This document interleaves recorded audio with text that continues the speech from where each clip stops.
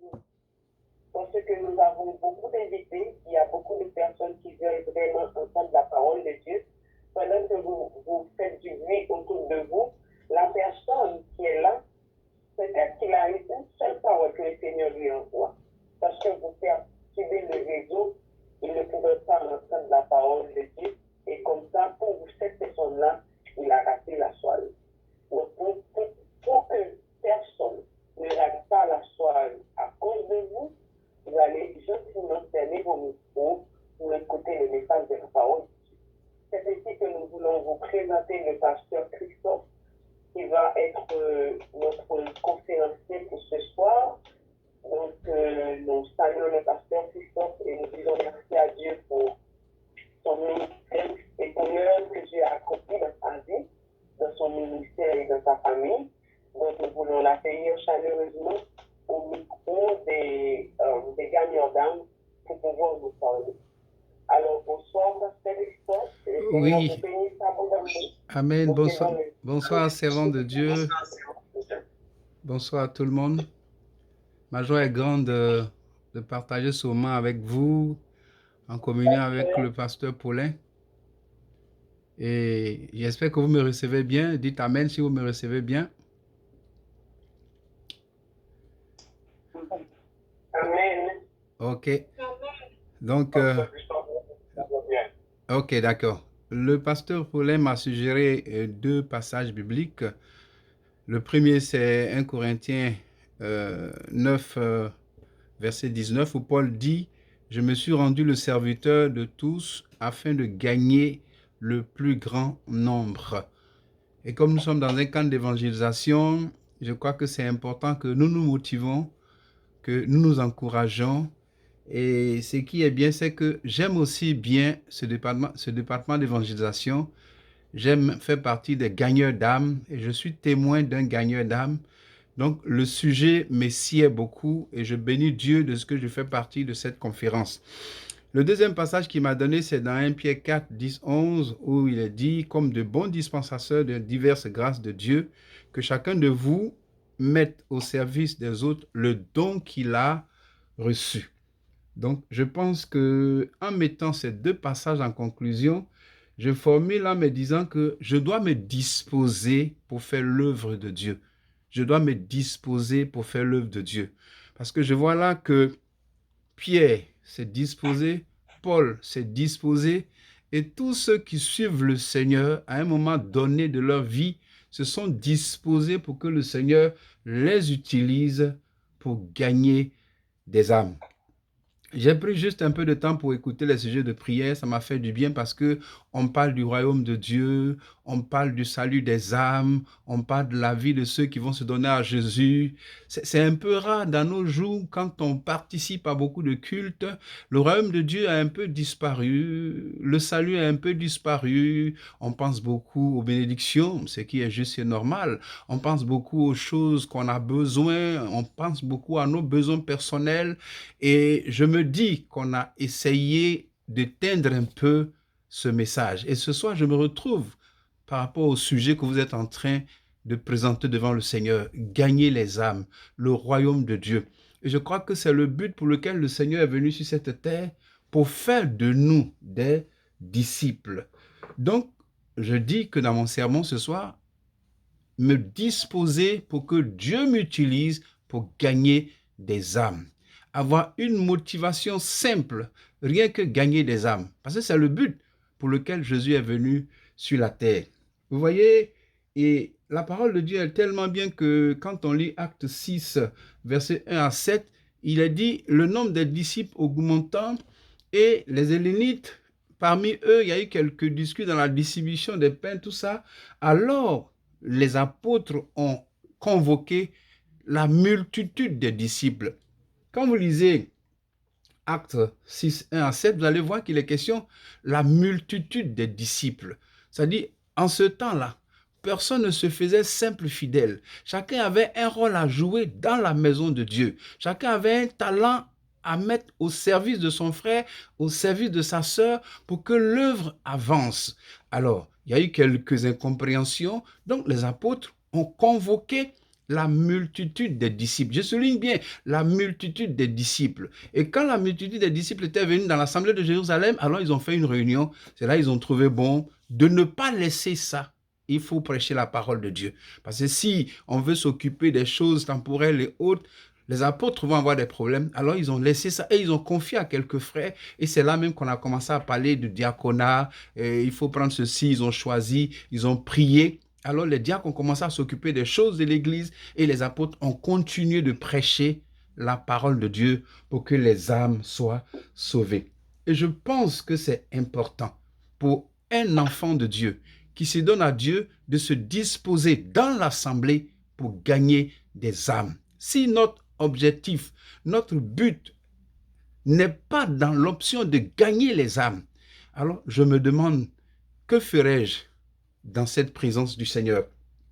Et lorsque le pasteur m'a partagé un peu l'idée, j'ai commencé à faire quelques petites recherches et je me suis dit que effectivement, quand le Saint-Esprit est descendu le jour de la Pentecôte, où il est dit que l'apôtre Pierre a parlé, il a prêché, il a commencé à détailler un peu la valeur de la venue de Jésus. Et la Bible dit ce jour-là, il y a eu au moins 3000 personnes qui ont pris la décision de devenir des disciples de Jésus-Christ. Donc, le disciple, c'est celui qui est gagné pour gagner. C'est celui qui est converti pour amener d'autres personnes à la conversion.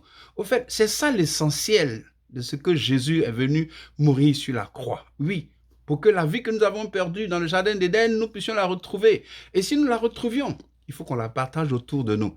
Et c'est vraiment important.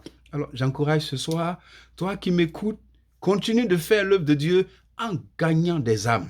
En gagnant des âmes.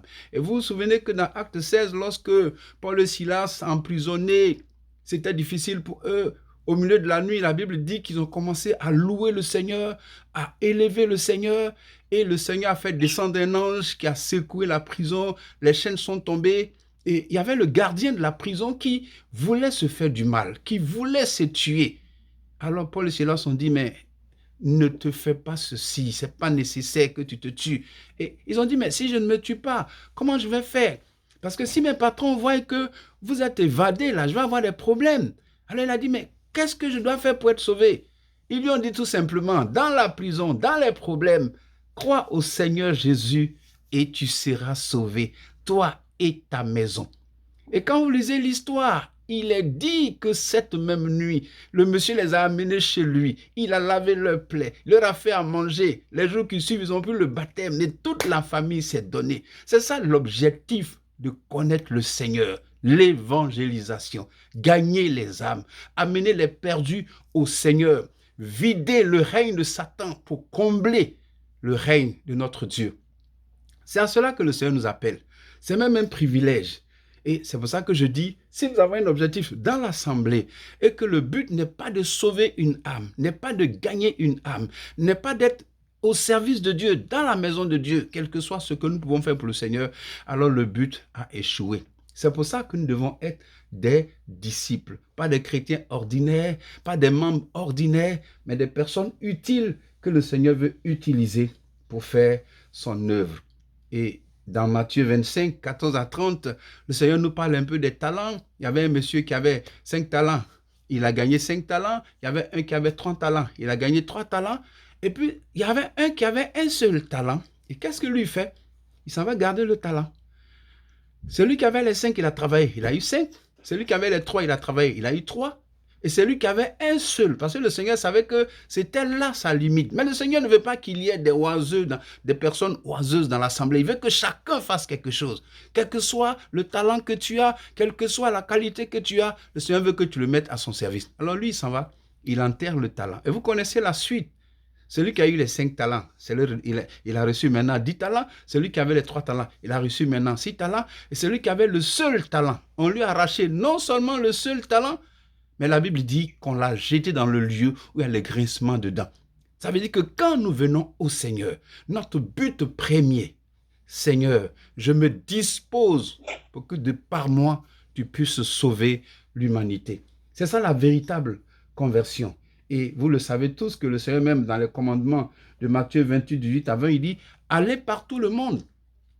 et faites les nations mes disciples. Est-ce qu'aujourd'hui, dans nos assemblées, dans nos congrégations, dans les lieux de prière, est-ce que les gens sont des disciples ou bien simples regardants, c'est-à-dire des gens qui viennent que pour recevoir, que pour avoir les bénédictions sur les bénédictions? Je ne pense pas que ça doit ça. Le Seigneur a dit que les bénédictions sont là déjà, mais maintenant il faut faire son œuvre. Fais de l'Éternel tes délices et il va te donner ce que ton cœur désire. Ce soir, toi qui m'écoutes, je t'encourage à continuer à être un canal, à être un disciple, à œuvrer dans la maison du Seigneur pour aider, pour soutenir les hommes, les femmes, tous ceux qui sont disposés à faire l'œuvre de Dieu pour que le règne de l'Éternel avance.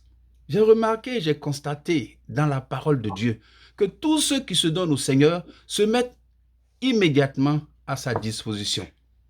Quelques exemples rapides que je prends. Je pense par exemple à qui? À Zachée, dans Luc 19, 1 à 10, que je ne vais pas lire, vous pourrez le lire après.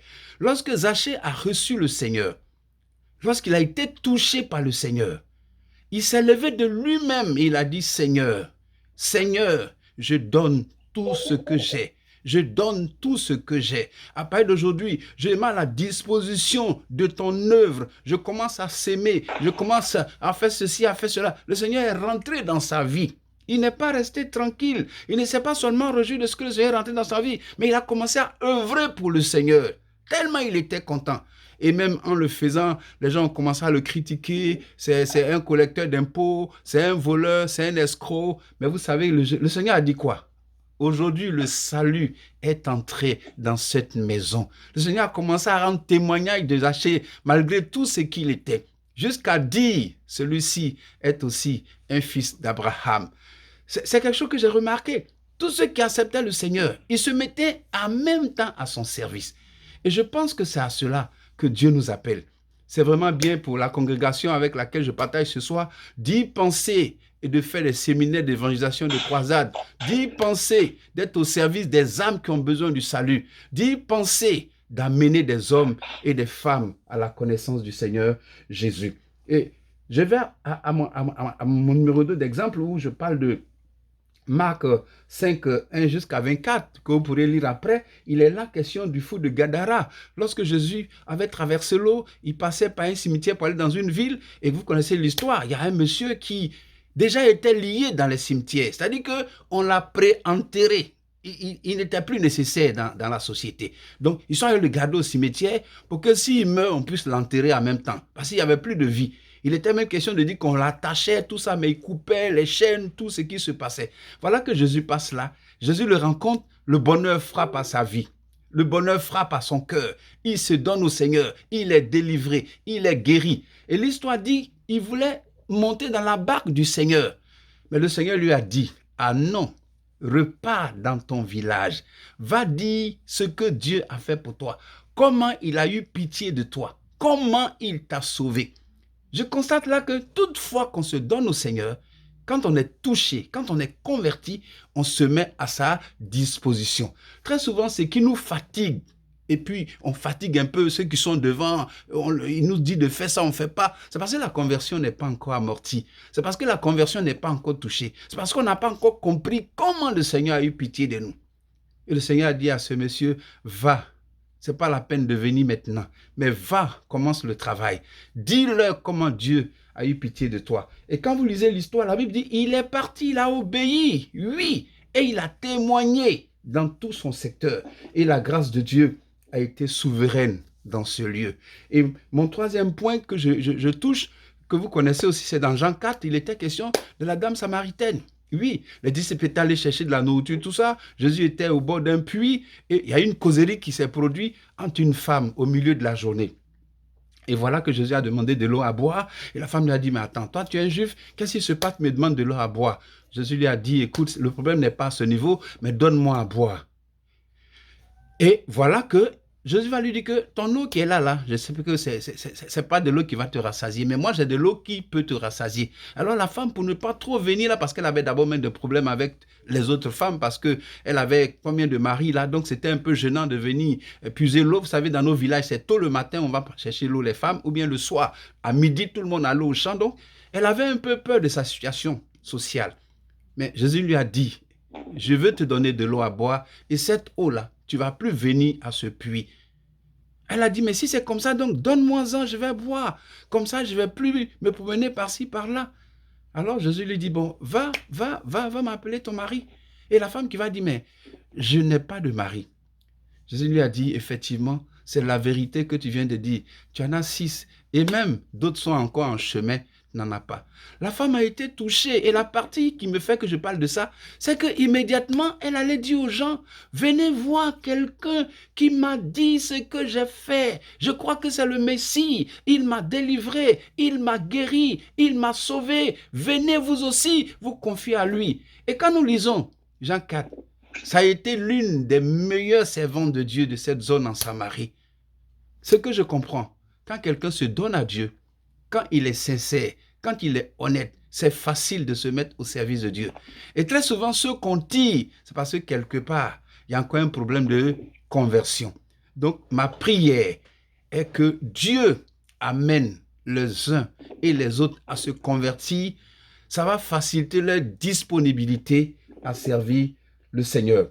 Et le dernier témoignage que je vais rendre aussi, c'est au niveau de Bartimée. Vous connaissez tous l'histoire de Bartimée. Il était assis au bord de la route, il a entendu que Jésus passait, il a même vérifié si c'était lequel des Jésus, parce qu'il y avait plusieurs Jésus, il y avait Bar Jésus, il y avait ceci Jésus, mais il a dit, Jésus, fils de David, oui, fils de David, est-ce que c'est le fils de David? Jésus s'arrête. Malgré que les gens lui demandent de se taire, mais Jésus s'arrête et Jésus lui demande, que veux-tu que je te fasse? Et il a dit, je veux voir. Vous connaissez toute cette belle histoire. Et Jésus lui a dit, mais tu peux voir parce que ta foi t'a guéri. Et quand vous lisez cette belle histoire dans Marc 10, 49 à 52, il est dit qu'après sa guérison, il a suivi Jésus dans le chemin. Il a suivi Jésus dans le chemin. Il n'a pas dit, comme maintenant je suis guéri, donc je ne vais plus rien faire. Mais quand on suit Jésus, c'est pour évangéliser. Quand on suit Jésus, c'est pour témoigner que le règne de Dieu est là. Quand on suit Jésus, c'est pour parler du royaume de Dieu. Quand on suit Jésus, c'est pour devenir un fidèle du Seigneur.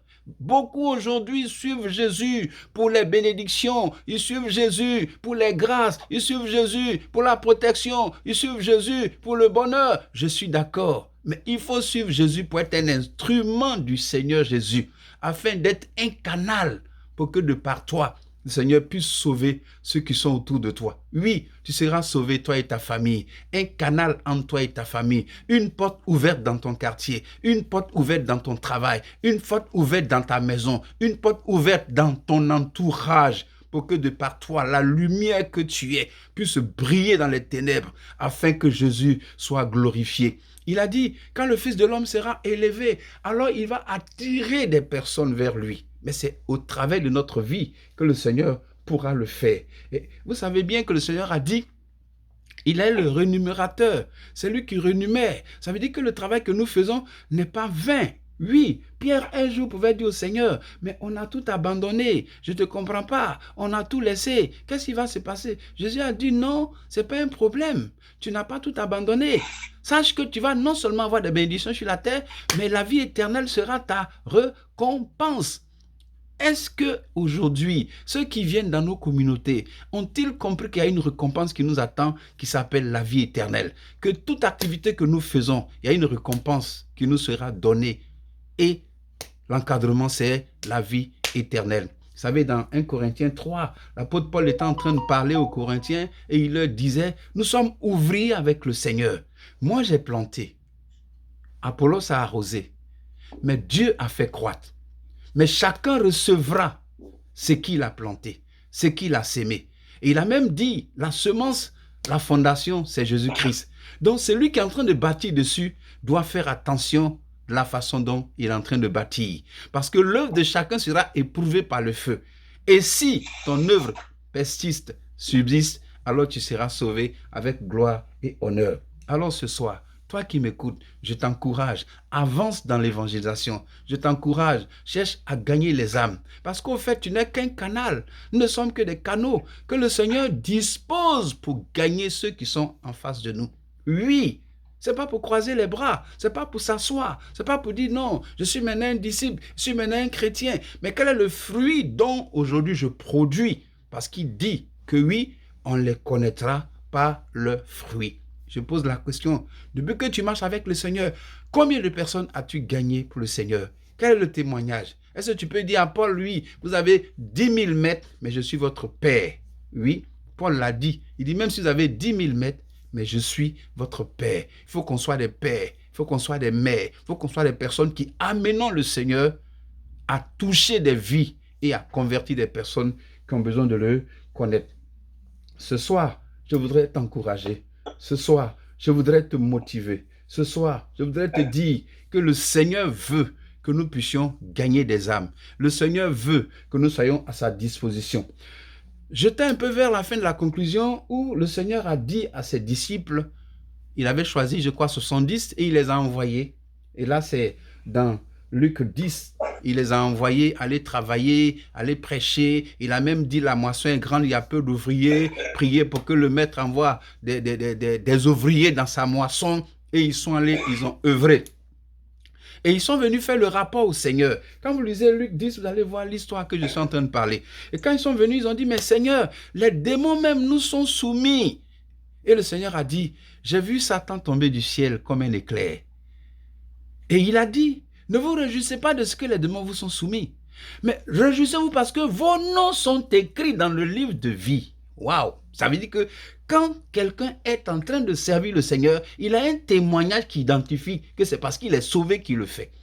Très souvent, le problème, c'est que les gens ne sont pas sauvés. Quelqu'un qui n'est pas sauvé ne peut pas chercher à sauver l'autre. Mais c'est lui qui est sauvé, qui connaît l'appétit du salut, qui connaît la valeur de Jésus, il cherche aussi à sauver les autres. Il devient tout simplement un canal. Jésus a dit, sans moi, vous ne pouvez rien faire. Et réjouissant, le Seigneur a commencé à dire, Père, je te loue de ce que ce sont ces simples personnes-là qui viennent de découvrir cette grâce et cette faveur. Donc, au fait, notre réjouissance, ce n'est pas tout ce qui se passe autour de nous, mais la conclusion, c'est la vie éternelle qui nous attend. Bien-aimés, c'est une réalité. Jésus-Christ est vivant. Il nous a sauvés pour sauver. Il nous a guéris pour guérir. Il a même dit, vous l'avez reçu gratuitement, donnez gratuitement. Il a dit, la moisson, elle est déjà mûre, mais je manque d'ouvriers. Alors vous qui m'écoutez, priez pour qu'il y ait des ouvriers dans la moisson. Et la prière, c'est quoi? C'est évangéliser. Paul a dit, si personne ne parle, si personne ne témoigne, qui va entendre? Dieu ne peut plus descendre. Il nous utilise maintenant comme des canaux pour pouvoir faire son ministère, pour pouvoir gagner les âmes. Pourquoi ne pas nous disposer pour que Dieu nous utilise pour faire son œuvre? Ce soir, je t'encourage, dispose-toi. Toi qui as déjà commencé, ne baisse pas les bras, persévère. Même si c'est dur, comment, ne t'inquiète parce que le maître qui t'a appelé, dans sa fidélité, il permettra que tu arrives jusqu'au bout. Vous savez que dans le Seigneur, il n'y a pas de dernier, il n'y a pas de premier. Ça, je le dis ouvertement que vous compreniez. Le premier, c'est le Seigneur et le dernier, c'est le Seigneur. Parce qu'il a dit, je suis l'alpha et l'oméga. Et nous sommes au milieu, dans une protection formidable. Il y a un cantique qui dit, il est devant moi, il est derrière moi, il m'entoure, alléluia. Dieu est devant moi, Dieu est derrière moi, Dieu m'entoure, alléluia. Ça veut dire que nous les combattants, nous les prêcheurs, nous les gagnants d'âme, n'avons pas à nous soucier, à nous inquiéter. Parce que le Seigneur, non seulement il est devant nous, il est derrière nous. Donc allons dans la bataille et gagnons les âmes pour que le royaume de Dieu s'agrandisse et que le règne de Satan diminue. C'est pour ça que Satan nous empêche de gagner les âmes. Parce qu'en gagnant les âmes, lui, son règne diminue. Il ne peut pas créer, il ne peut pas naître. Il ne fait que faire des humains, ses anges, des démons. Mais le Seigneur, lui, renouvelle, il recrée. Et c'est nous qui l'utilisons pour faire son ministère.